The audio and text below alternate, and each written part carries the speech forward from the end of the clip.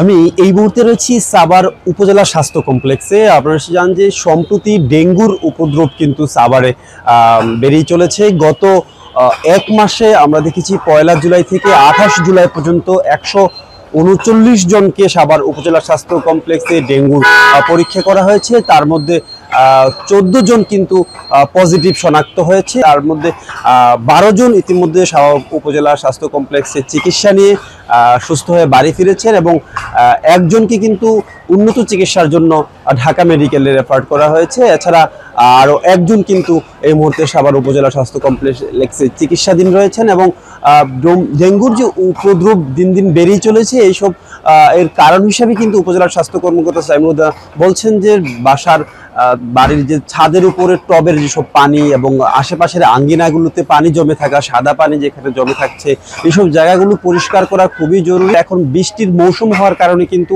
এই সময়টিতেই কিন্তু প্রতি বছর ডেঙ্গুর উপদ্রবগুলো বেড়েই থাকে সাধারণত।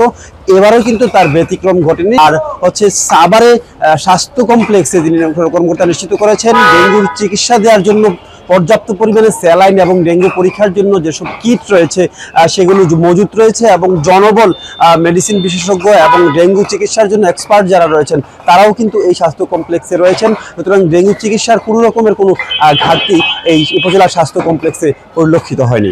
ডেঙ্গুর সর্বশেষ পরিস্থিতি নিয়ে সাভার উপজেলা স্বাস্থ্য কমপ্লেক্স থেকে আমার কাছে এই ছিল বিস্তারিত।